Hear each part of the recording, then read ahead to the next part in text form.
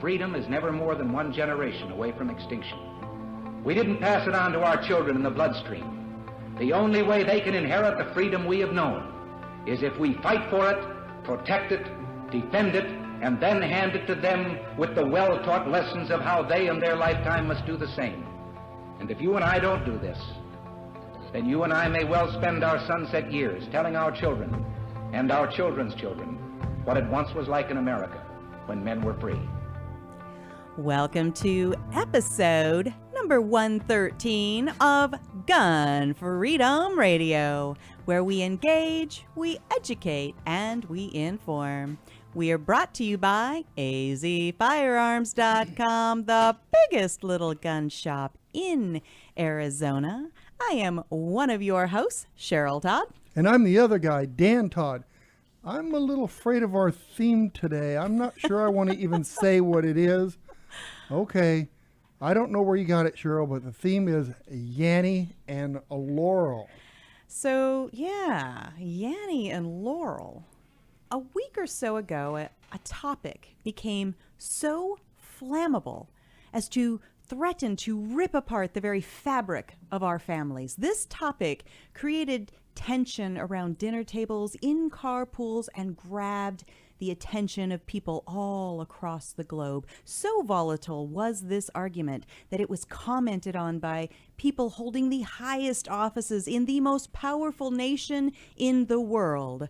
I speak, of course, of the great debate over Yanny versus Laurel.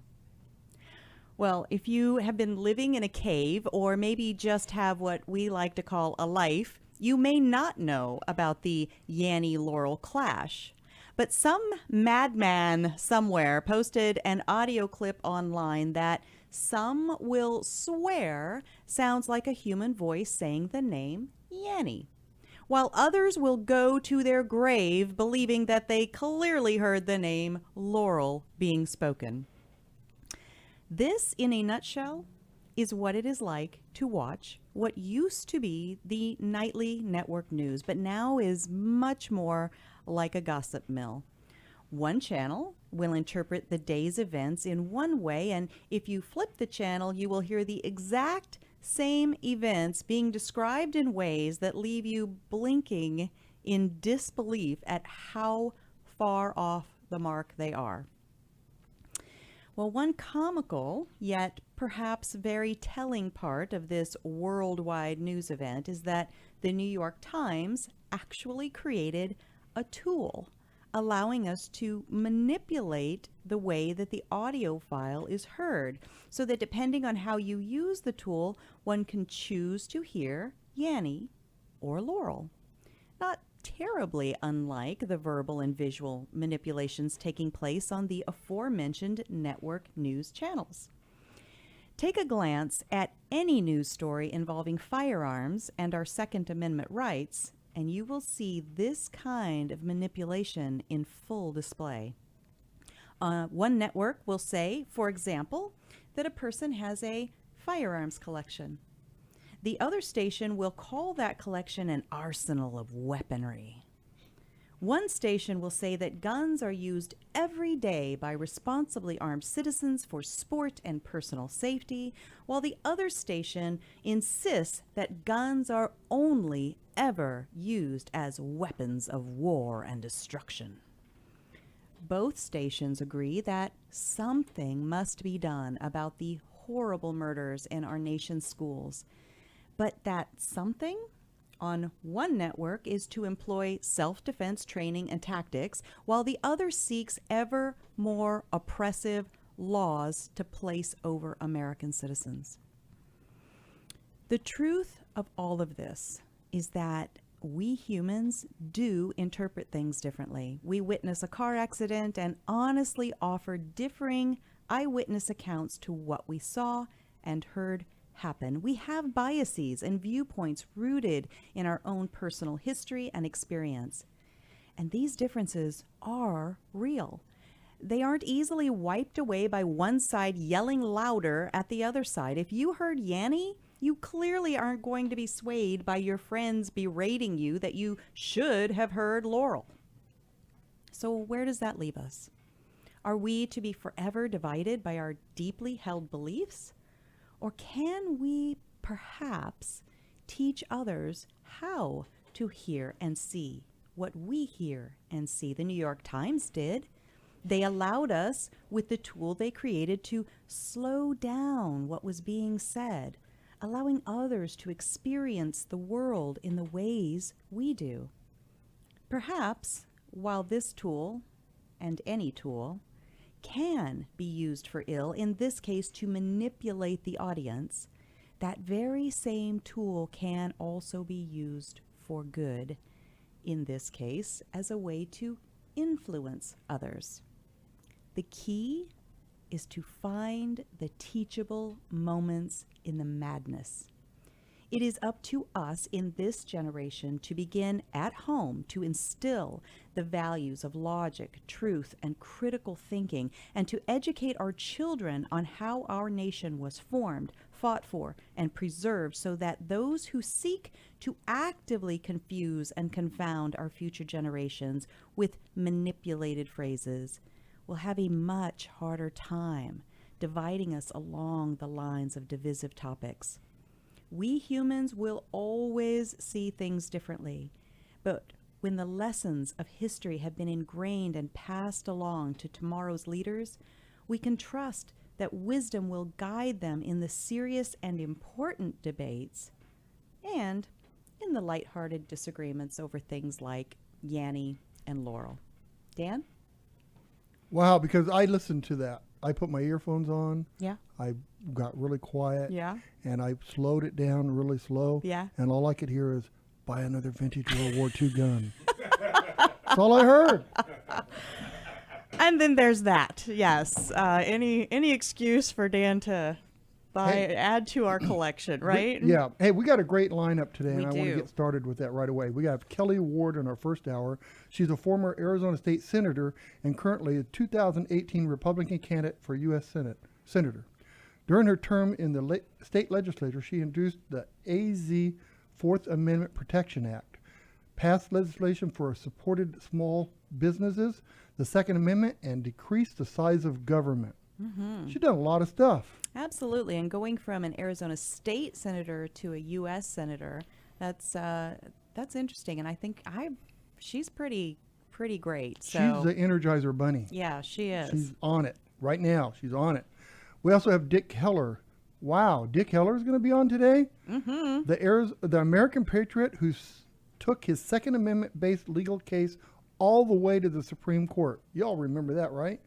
His landmark case, Heller versus D.C., impacted the legal interpretation of the Second Amendment to protect an individual's right to possess a firearm. Mm-hmm. I mean, that's affecting us right now. He's such a powerful story of what one person can do, and I'm just super excited to have him on. We also have Randi Rogers. She is a competitive shooter and sales and marketing manager for Comp-Tac Victory Gear, with over 55 world and national titles in 7 different shooting disciplines, including a gold and 2 bronze medals in IPSC World Championships. Randi is here to talk about her journey into the world of firearms. Yeah, talk about an accomplished shooter. Holy cow. I got tired just thinking about it. I know. What a competitor. Our second hour, we have Tina Martin, is the owner-operator of Shield Maiden Defense, which specializes in the training of effective instructors for teaching women shooters. As a former scientist, mother of 3, and a 3-gun competitor, she brings a diverse background to quickly understand and effectively communicate techniques. We're going to talk with her about teaching ladies 3-gun and bushcraft. Mm-hmm. We also have Sina Kerr, Arizona State Senator, who was appointed and sworn into office on January 8, 2018, following a vacancy of the Senate seat. Her districts include Western Maricopa County to Yuma. She also serves on the Arizona Farm Bureau Federation Board of Directors and is the Farm Bureau's Women's Leadership Chair. She is here to talk to us about the issues she is passionate about, including family and children issues, veterans and military issues. 5 consecutive generations in her family have served in the military, and educational issues. We also have Matt Best. He is currently the vice president of Black Rifle Coffee. That's the drinking coffee thing, right? Yeah, it's my beverage that I'm enjoying right now. Let me slurp it for you. Get a, she injects, just so you know, she injects coffee, okay? She doesn't drink it, she injects it. Well, anyway, Matt has joined the Army at the age of 17 and deployed 5 times to Iraq and Afghanistan with the 2nd Ranger Battalion, 75th Ranger Regiment. After leaving military service, Matt deployed to a variety of areas overseas as a contractor over the course of 5 years with the CIA. He is here to talk to us about the mission of Black Rifle Coffee Company. So he went and did all this stuff, and now he's making coffee?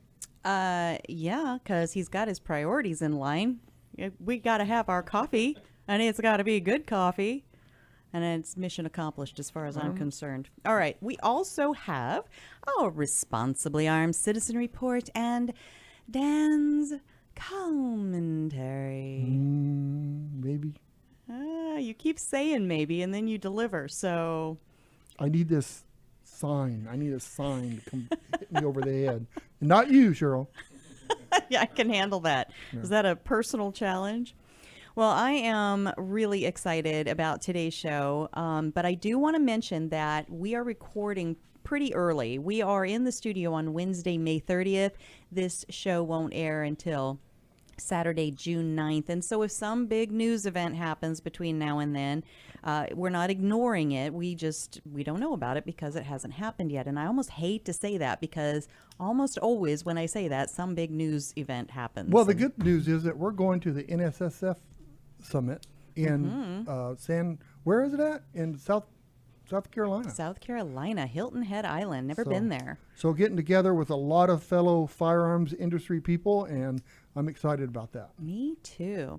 Well, one more thing I want to mention before we go to commercial is that this show is a proud member of the Self-Defense Radio Network. If you like the guests we have on this show, the content we have on this show, you are going to love all of the shows that are found on that network. So find out more and check out all of the great content at selfdefenseradio.net. So stick around because on the other side of these messages, we have Dr. Kelli Ward. She is a physician. She is a former Arizona state senator, and she is the Republican candidate for U.S. Senator here in Arizona. Stick around.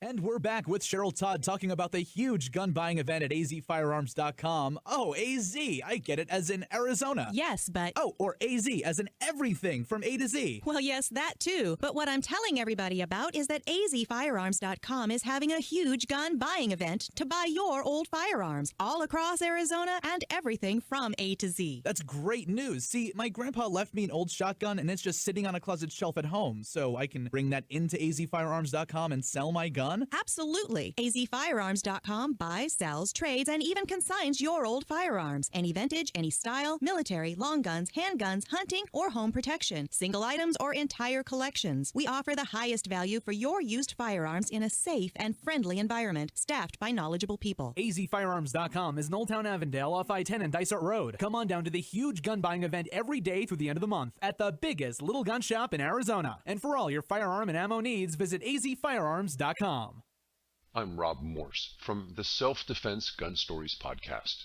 Each week we share stories about men and women who saved lives. Now I am asking you to be a lifesaver as well. The Second Amendment Foundation protects our rights to keep and bear arms. They defend our rights in courts from coast to coast. Today, they need our help. Please go to saf.org and join the Second Amendment Foundation. That's saf.org. Hi folks, I'm Don Carter.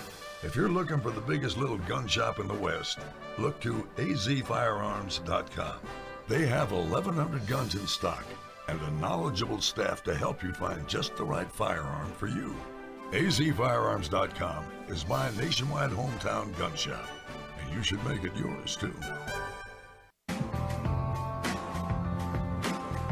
Welcome back to Gun Freedom Radio, where we engage, we educate, and we inform. We are brought to you by azfirearms.com, your nationwide hometown gun shop. Well, we are excited for our show today and all the great guests we have. And our first guest is waiting in the wings, Dr. Kelli Ward, former Arizona State Senator and current 2018 Republican candidate for U.S. Senator. During her 2 terms in the state legislature, she introduced the Arizona Fourth Amendment Protection Act, passed legislation that supported small businesses, the Second Amendment, and decreased the size of government. We are so excited to have you back on. Dr. Ward, are you with us? I am. Hi, Cheryl. Hi, Dan. How are you guys doing? Hi, Kelli. Thank you. We're doing great. I'm not going to be able to talk because by the time you two start, so I'll just let you go. He's met us. He knows us well. I think you know us. Yes, I think you know us. So tell us, let's just start with the campaign. What's the latest update? Where are we on the timeline? We citizens, we don't quite know our civics, so even helping people understand, oh, wait, you were a state senator, now you're going to go for U.S. What does that even mean? When are we voting? Just kind of fill in some of those gaps for those of us that stay just too busy to tune in.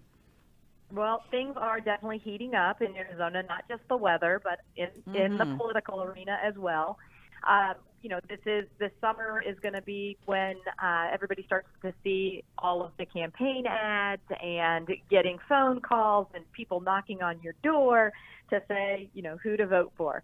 And that's no different from our team. We've got an amazing team on the ground all over the whole state, not just in Maricopa County, everywhere, making phone calls already, knocking on doors already.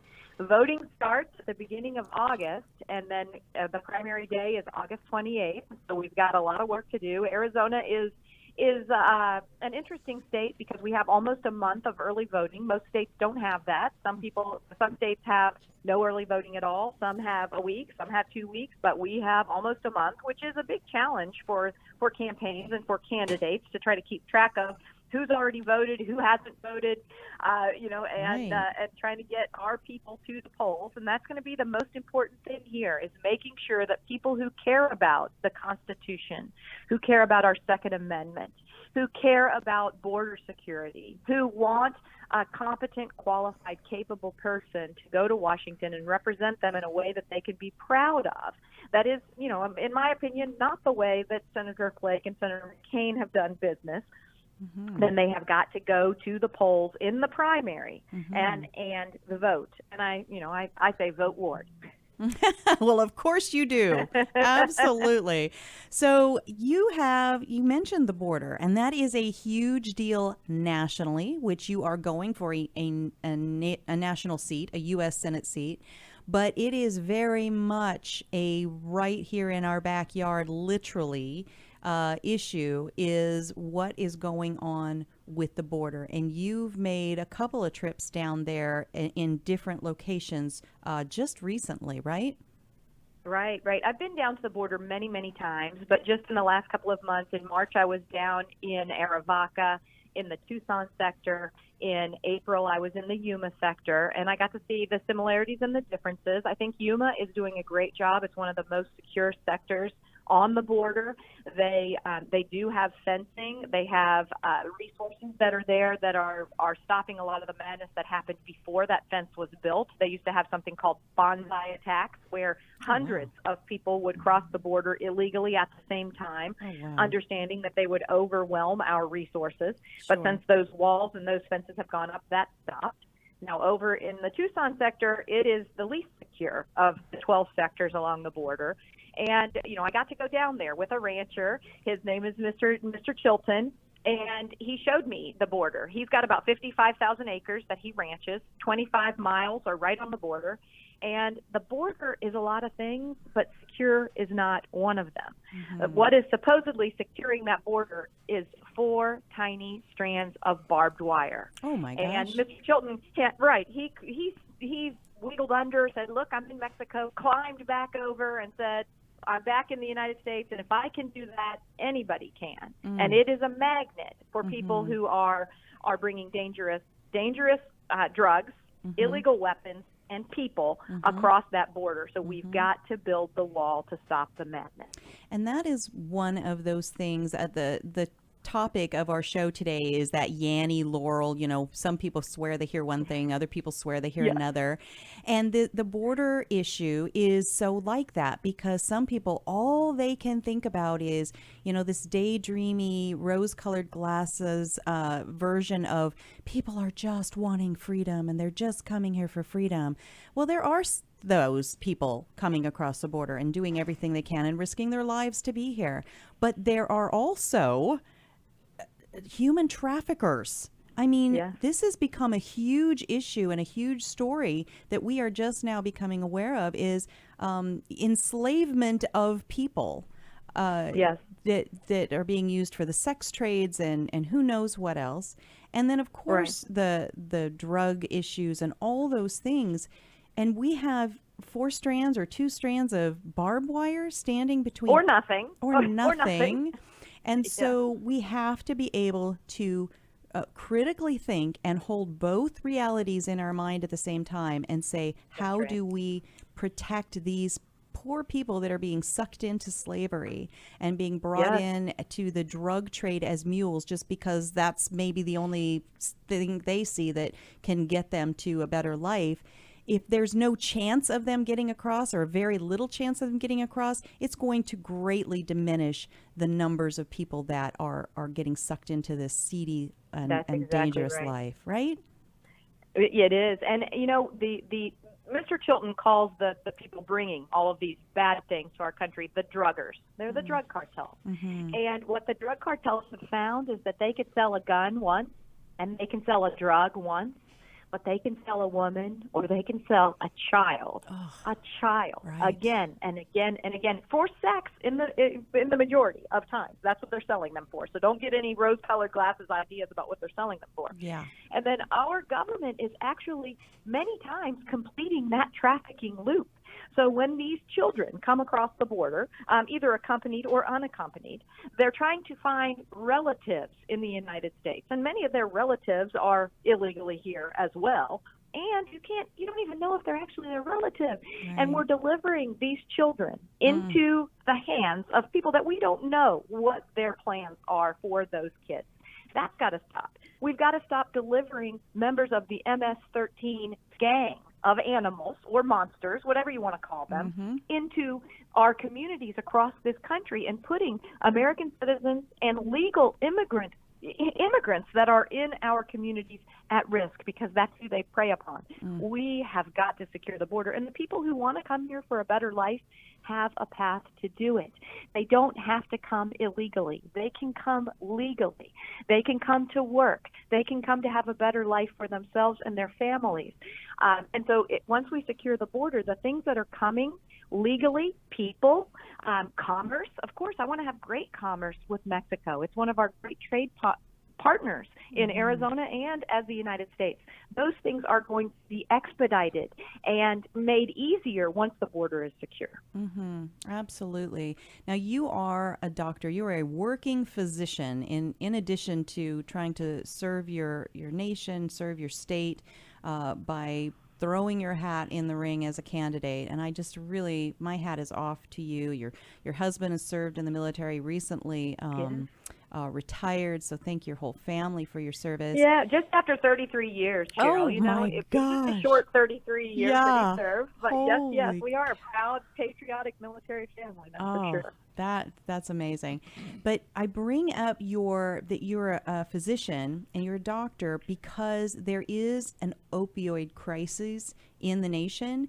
And you just wrote an op-ed in Fortune magazine helping us understand how that opioid crisis is tied to the insecured borders. So can you talk to us a little bit about that? Yeah. You know, I was very honored for them to ask me to write that opinion editorial in Fortune.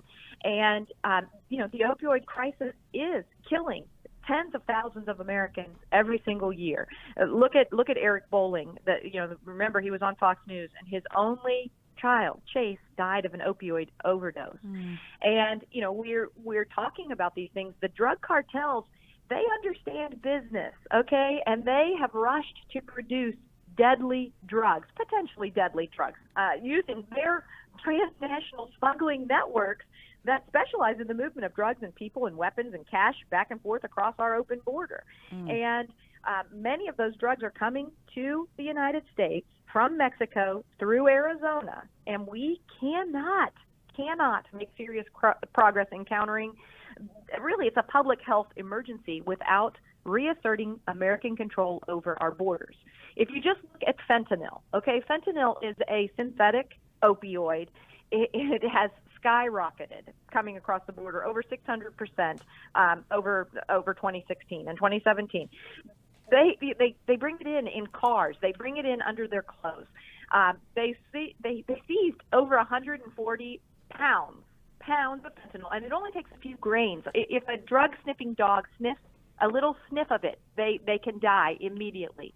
So 140 pounds, that's enough to kill 32 million people, adults, 32 million adults. So it's got to stop. And it's not just overprescribing, but overprescribing is part of it. It's also illegal use of these substances when people aren't using heroin or methamphetamine or, those kinds of things. They are, trying to get these pills that seem safer to people because they are prescribed. Right. But when people take them the wrong way, they can kill. Holy cow.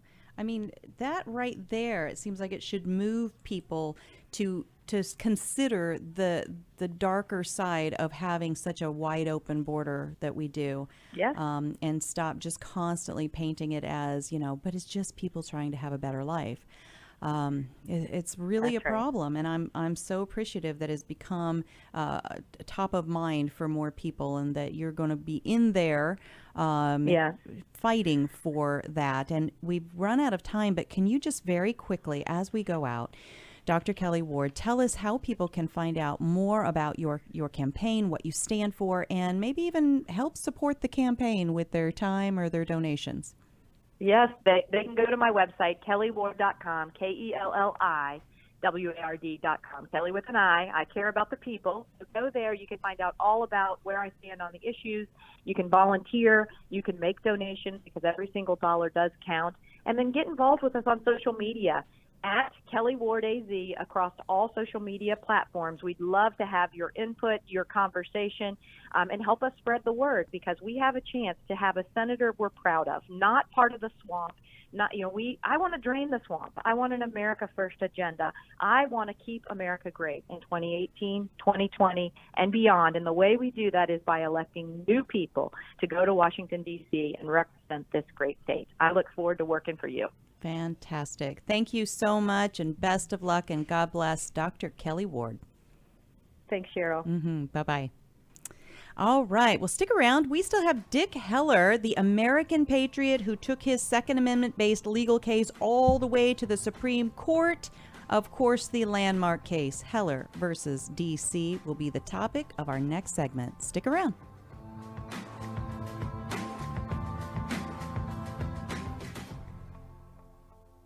Don Collier here, letting you know that you won't get fool's gold at Pot of Gold Auction. They're the genuine article. Pot of Gold auctions off guns, coins, jewelry, and antiques of every kind. Stop in and see my friends Dan and Cheryl Todd in Avondale, Arizona for some live auction action. Or check them out on the web at potofgoldestate.com.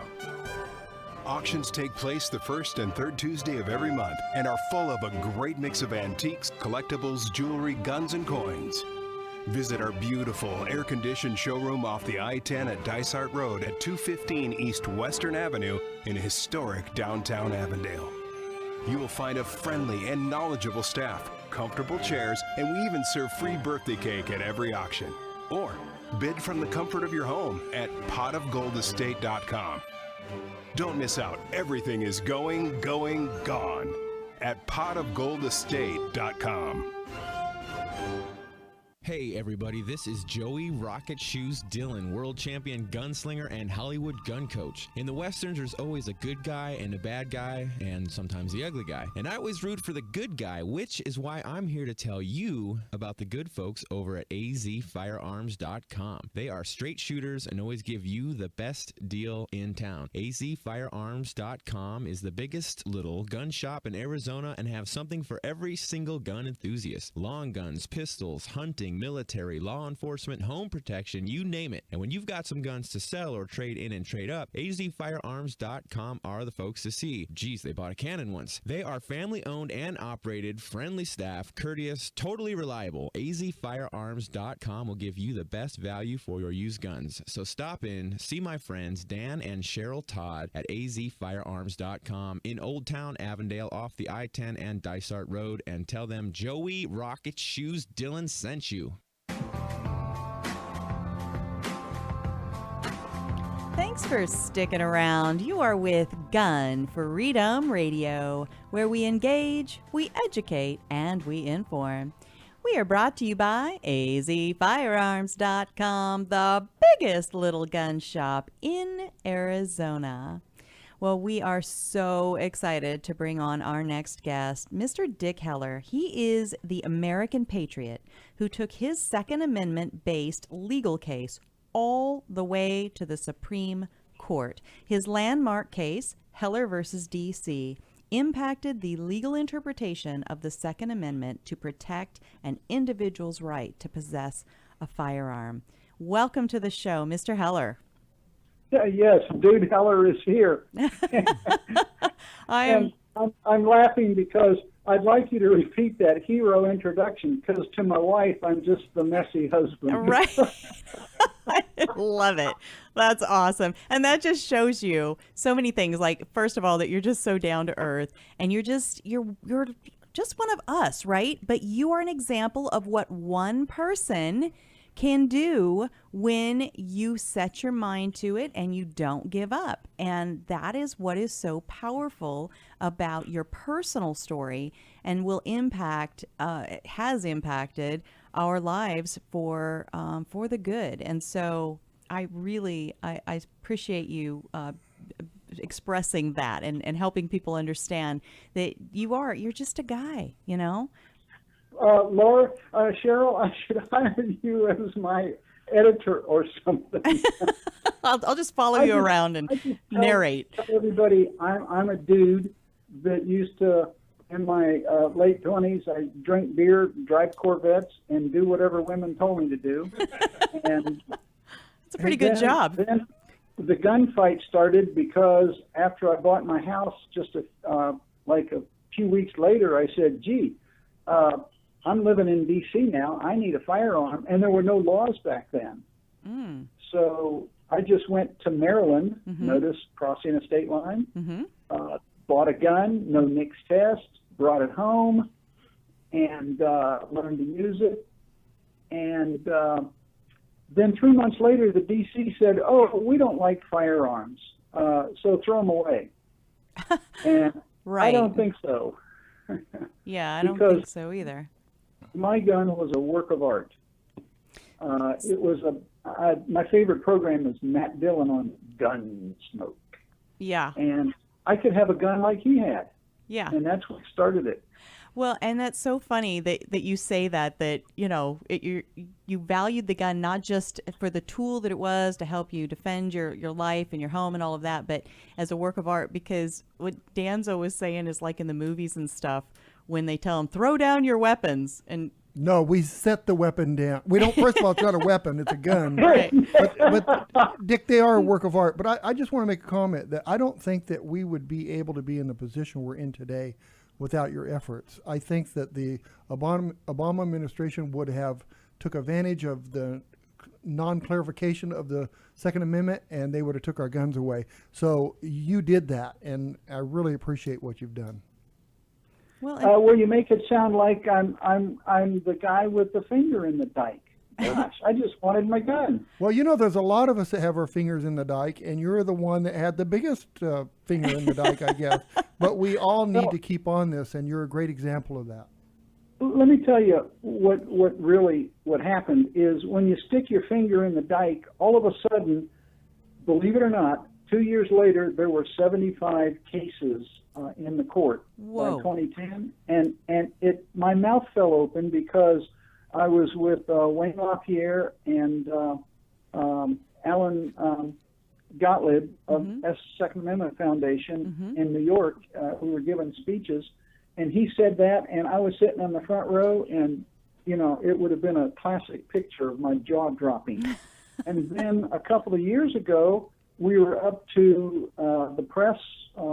My reliable press sources were saying 300 cases, and shockingly, just recently, one of the people from a major gun organization said there was over 1,000.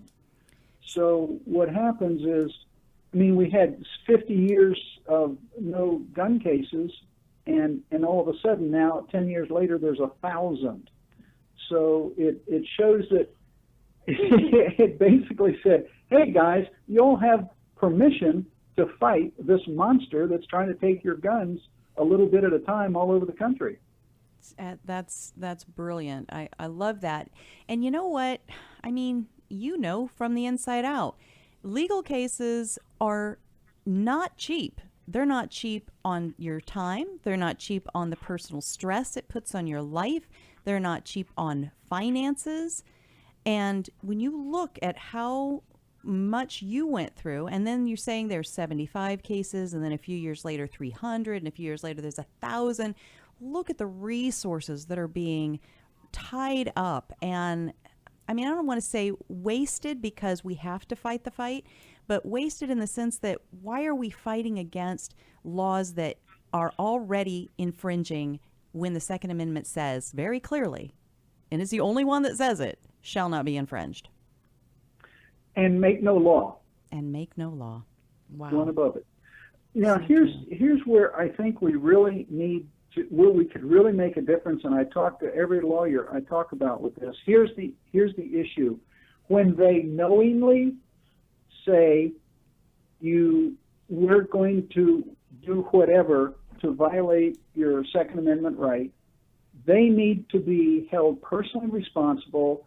Their veil of sovereign immunity needs to be pierced, and they need to pay the $1 million personally when it comes to that much in a case. Wow. So say that again. Who is it that would be held personally responsible?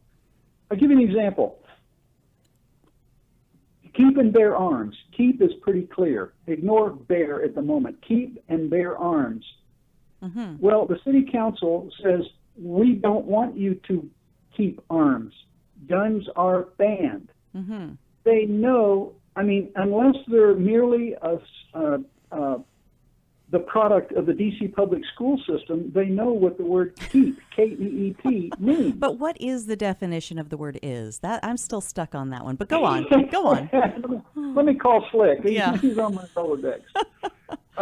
But so what happens is when they knowingly violate that, and then they use my money to fight me, yes, spending my money to fight them, yes, and NRA money and Second Amendment Foundation money and Gun Owners of America money and our personal money, and like you said, our life, when they knowingly violate that, and it takes that much in our resources and our life, they need to be held accountable, and they need to pay that $1.2 million lawyer bill out of their pocket. Spread 12 wide, the number of people on the council, it would be $100,000 each. I think they need a slap in the face with a wet diaper of $100,000. Well, and that would mean that those of us that want to protect and preserve and defend our Second Amendment would have to stop being in a constant defensive and a defensive stance and actually go on the offense and finally say, look, why are we defending ourselves constantly and defending the Constitution constantly? They should have to be defending their position that is not supported by the Second Amendment. And they've got us really snookered, I think. Well, I'm looking for the solution. So there's a case coming up. there's a couple of situations I've talked to lawyers about where the cities, the rules, there's Section 1983 of Criminal Code Federal says that if a municipality violates a citizen's individual rights, that they then have to reimburse for legal fees. Mm-hmm. Well, there's a case coming up where they did something egregious to some lady in some process. It skips my mind at the moment. Sure. But there's hint of making the city council responsible in another city somewhere. And I'm going, yes, if we can just break through and make one city councilman responsible somewhere, then we have precedence. Yes. And we can go after them for everything they knowingly do. So we're saying going after them personally. City council members personally. Wow. So, and are you independently wealthy, Mr. Heller? Did you? Yeah. Let me ask my wife. Hon, can I have some money for milk? Right? I need to go to the store. Right? Because if they've heard your name multiple times, they think that you are somehow imbued with, gazillions of dollars just because we've heard your name and you're well known. I have absolutely no idea where they got such fantasies. Yeah, and that's the thing is, there but by the grace of God go every single one of us having to invest ourselves the way that you did. And how many of us will? And how many of us will throw our hands up and go, oh, but I'm just one person and I can't make a difference. And that is why I think it's so important to keep your example freshly in our minds. And in that vein, we are celebrating the 10th anniversary. I don't know if it feels like to you that it's been 10 years, but the 10th anniversary of your landmark case on Tuesday, June 26th, in front of the Supreme Court building. We're going to have a rally. We're going to, bring some speakers out and celebrate and help people remember why this is important. That's got to feel a little surreal maybe, huh? So much of it does, yes. And you're going to be there, right? I am. I get to be one of the speakers. I am just beyond. I'm going to insist on it. It's such Thank a good you. Editorial. Thank you. Producer. Yes, it's Heller10, HellerTen.com, HellerTen.com for the 10th anniversary. And Cruz will be there, a person that initiates most of the Second Amendment legislation out of the House of Representatives, Tom Massey. Mm-hmm. We expect him to be there. A number of them have been invited, and then there's a banquet at night, and everybody will be speaking. And Matthew Robinson will be there. I am the majority. Quit blaming me. Remember that guy? I love it. He's fantastic. I can't wait to meet him. Well, go ahead. He'll be speaking. How much time do we have left? We have to run. We do have to wrap, unfortunately. But I'm so excited to have had a few moments to chat with you. We'll definitely bring you back on and talk about how the event went. But we definitely encourage everybody to go to say the website again. Heller10.com. TEN. HellerTen.com. Listen, if everybody gets out and votes, if every gun owner would vote, we would have a landslide. That's all it takes. Amen. As little as that. Amen. All right. Well, thank you so much. I look forward to meeting you in person very soon, Mr. Dick Heller. Have a great day. Thank you so much. Thank Bye-bye. you. Be Bye-bye. safe. You too. Bye-bye. All right, stick around. We still have the Randi Rogers, Miss Randi Rogers, coming up. Competitive shooter extraordinaire and the sales and marketing manager for Comp-Tac Victory Gear. Stick around. And we're back with Cheryl Todd talking about the huge gun buying event at azfirearms.com. Oh, AZ, I get it, as in Arizona. Yes, but... Oh, or AZ, as in everything from A to Z. Well, yes, that too. But what I'm telling everybody about is that azfirearms.com is having a huge gun buying event to buy your old firearms all across Arizona and everything from A to Z. That's great news. See, my grandpa left me an old shotgun and it's just sitting on a closet shelf at home, so I can bring that into azfirearms.com and sell my gun. fun? Absolutely. azfirearms.com buys, sells, trades, and even consigns your old firearms. Any vintage, any style, military, long guns, handguns, hunting, or home protection. Single items or entire collections. We offer the highest value for your used firearms in a safe and friendly environment, staffed by knowledgeable people. azfirearms.com is in Old Town Avondale off I-10 and Dysart Road. Come on down to the huge gun buying event every day through the end of the month at the biggest little gun shop in Arizona. And for all your firearm and ammo needs, visit azfirearms.com. I'm Rob Morse from the Self-Defense Gun Stories podcast. Each week we share stories about men and women who saved lives. Now I am asking you to be a lifesaver as well. The Second Amendment Foundation protects our rights to keep and bear arms. They defend our rights in courts from coast to coast. Today, they need our help. Please go to saf.org and join the Second Amendment Foundation. That's saf.org. Don Collier here, letting you know that you won't get fool's gold at Pot of Gold Auction. They're the genuine article. Pot of Gold auctions off guns, coins, jewelry, and antiques of every kind. Stop in and see my friends Dan and Cheryl Todd in Avondale, Arizona for some live auction action. Or check them out on the web at potofgoldestate.com. Welcome back to Gun Freedom Radio, where we engage, we educate, and we inform. We are brought to you by azfirearms.com, your nationwide hometown gun shop.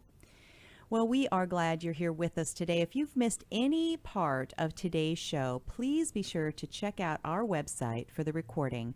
It's GunFreedomRadio.com. Click the On Demand tab, and you can just binge listen to your heart's content, all 113 episodes. We don't hate it when you do that. Spend some time with us. Let us spend some time with you on your next long drive while you're working in the yard, cleaning the house. We really appreciate that because we know that your time is your most valuable commodity, and when you spend it with us, it's valued. You can also put a face with voices. We have a guest tab on our website, and you can scroll through there and see all the guests that we've ever had on, little bios about them, links to works that they've been involved in. It's really grown to be an incredible resource, and we appreciate it if you'd spend some time there. All right, well, our next guest is Miss Randi Rogers. She is a competitive shooter and sales and marketing manager for Comp-Tac Victory Gear. Randi has over 55 world and national titles in 7 different shooting disciplines, including a gold and 2 bronze medals in IPSC World Championships. Randi is here today to talk with us about her journey into the world of firearms. Are you with us, Randi? I am. Yes, ma'am. Well, welcome, welcome. I'm excited. You know, I've been running into you at events for the last couple of years, and we finally were able to align the stars and get you on here today. So thank you for finding the time. Oh, absolutely. I am honored to be on the show. Thank you for having me. Well, thank you.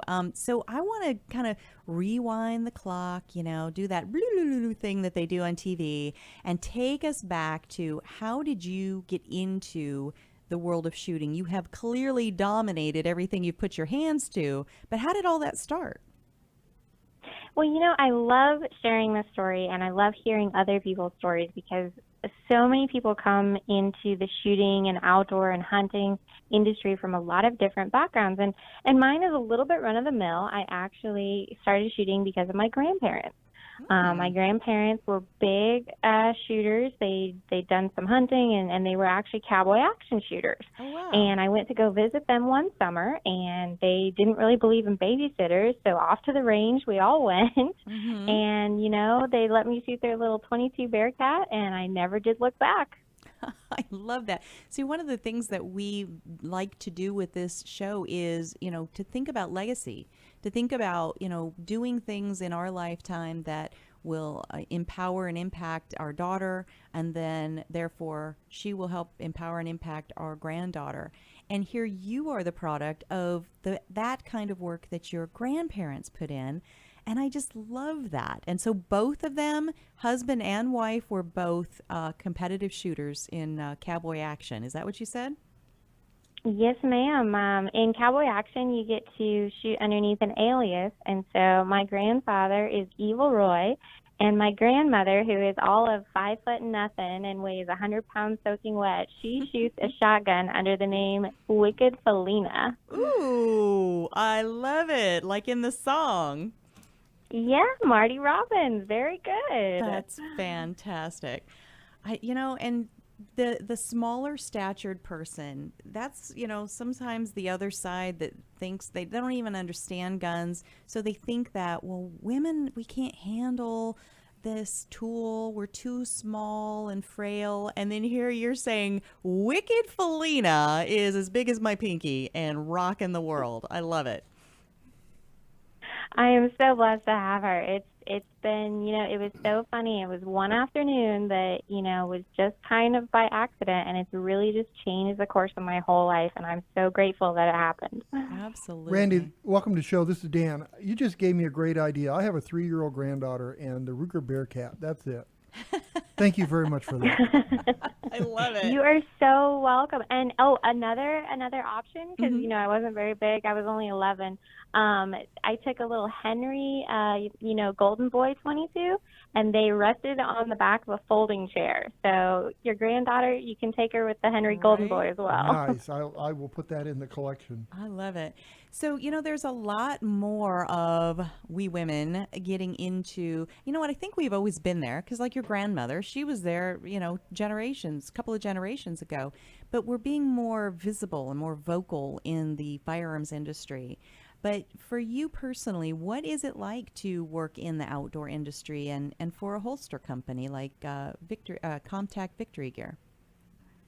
Well, it really is kind of just a dream come true. They say that if you do what you love, you never work a day in your life. And I am so blessed that I get to, not only do I get to be a competitive shooter, but I get to work in an industry where I get to talk about my joy all the time. I get to talk about shooting and guns and holsters and, competition and self-defense. And so the outdoor industry has, I think you're right that women have always been there, but in the last 5 years, we've just really swelled the ranks, I guess, and we've come into our own, and there's all kinds of events like, the NRA Women's Luncheon, and we always have a mixer at different, the SHOT Show and the NRA Show. There are places where we can gather and share stories, and so it's just, the people in the industry are amazing, and they've just made my life grow in so many ways. I love that. And, when you talk about holsters, of course, conceal carry, men, they have, they're usually wearing some kind of a shirt and some kind of pants or shorts. We women, we dress in all different things. We've got skirts, we've got shorts, we've got pants, we've got, sometimes in the summer, we've just got spaghetti straps on. There are all these different ways in which we can carry, and so that has definitely had to have impacted the industry you work in, the holster industry. Oh, absolutely. When I first started working for a holster company, I will admit that I never actually carried in a holster. I was a purse carry girl, and it was the only thing that I thought that would service me in all of my different, clothing options or kind of lifestyle options, whether I was at the office or the range or traveling. I thought a purse was the only way to go. And one thing I learned working here at the company is that it doesn't have to be that way. You don't have to knock it until you try it. And I found that almost like clothing, I swore that I would never wear yoga pants. Right. And then I put a pair of yoga pants on, and I was like, oh, my gosh, you changed my life. It's love, yes. And I found that holsters actually kind of are the same way. You think, oh, well, I could never wear inside the waistband. I've got a little bit too much muffin, or I'm just not there. But, ladies, you would be surprised if you try it and try a couple of different ones. It can change your life. Yeah, it really can. And it can not only change your life, it can save your life. Right. So most importantly, yes, our lives and our families, all the people that we protect all day long. Absolutely. So I mentioned in your introduction, you already have 55, if I'm even up to date, because it's been 5 minutes and you probably went out and won like 4 more world or national titles. But you already have a ton of titles in a bunch of different shooting disciplines.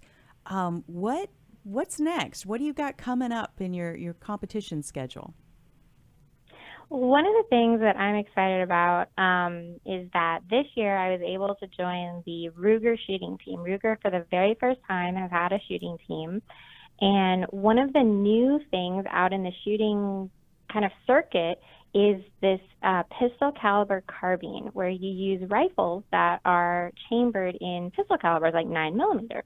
And Ruger has a great PCC rifle that is based off their very popular 1022 kind of rifle design setup. And so I want to shoot that in competition and see if maybe I could win a trophy with it. Nice. And when is that competition coming up? Do they have it dated yet? There is. They actually shoot the PCC division in a couple of different competitions. There's an IDPA one going to happen in September and a USPSA one going to happen in October. So I got to get my practice boots on.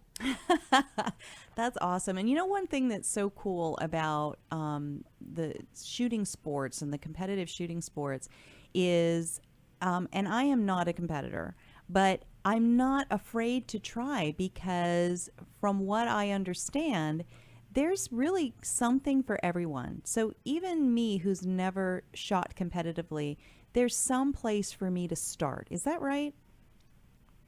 I would absolutely agree with that. Not only is there a place for you to start, but you will be welcomed with complete open arms. And if you go to a match and you let people know, hey, you know, I'm just trying this out, it's my first time, they will give you the equipment off their belt, and they will, you know, give you tips and advice and encouragement. And I have never participated in any type of sport or work or event where people are going to be so friendly and so willing to help you succeed.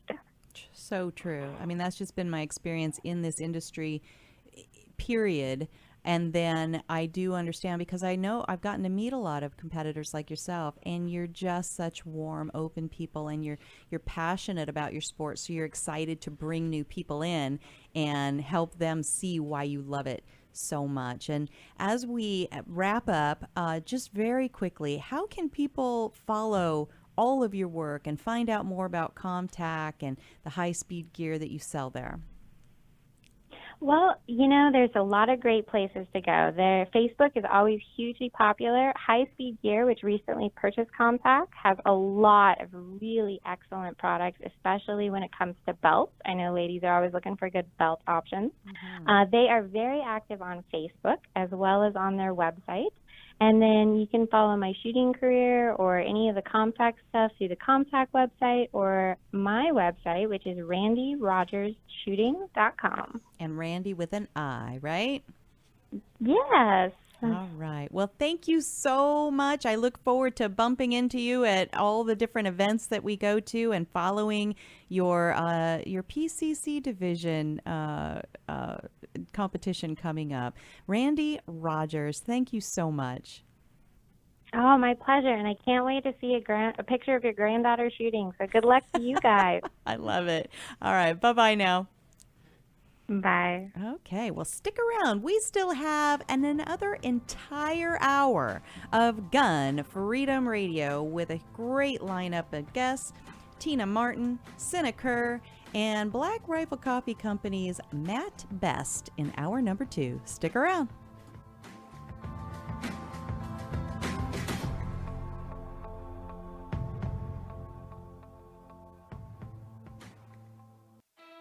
When you're working hard to beat